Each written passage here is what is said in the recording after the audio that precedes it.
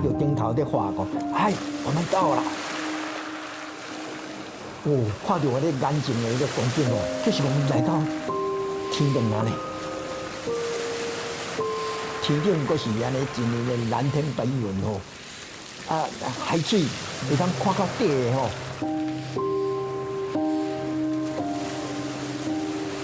因往绿岛的人个话讲是讲，那一群安尼闪闪啊，安尼香香啊的这个，讲一阵白加纸啦。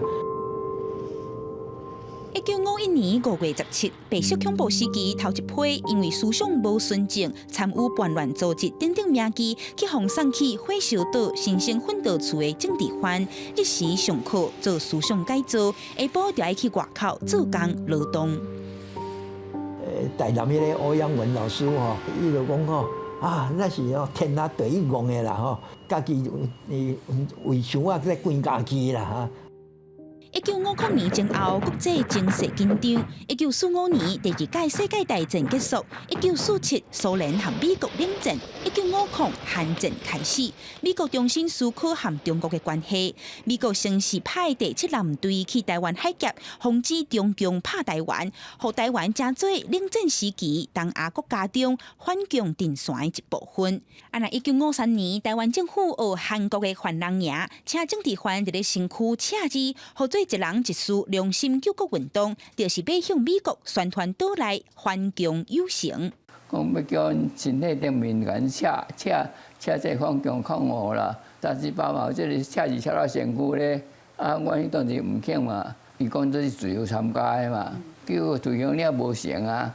救国运动煞无成，军方事后报了车冤，锁定私底下有劝人卖赤字的政治犯，包括陈华、吴成达、宋成淼、张树旺、蔡炳宏等等，计共14个人，去互加按一条叫再叛乱的罪名。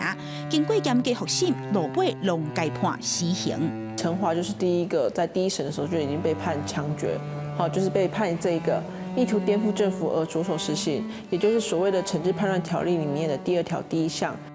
即摆唔是讲要有心情讲要来报复啦，要安怎无，拢无，已经是作兵是。像这是真相，历史的真相，真相只有一项尔嘛，莫搁看。捌做过新生的蔡坤林、杨国武和罗宏迪，即马拢8、90岁啊。因讲行过黑暗，搁通活落来，已经足幸运。每年绿岛新生奋斗处就满70年，即阵国家人权博物馆也伫咧白色恐怖绿岛园区办展览，望互咱的子孙仔伫咧转型正义的议题有进一步的启发和理解。记者阿敏珍、谢桂林台东报道。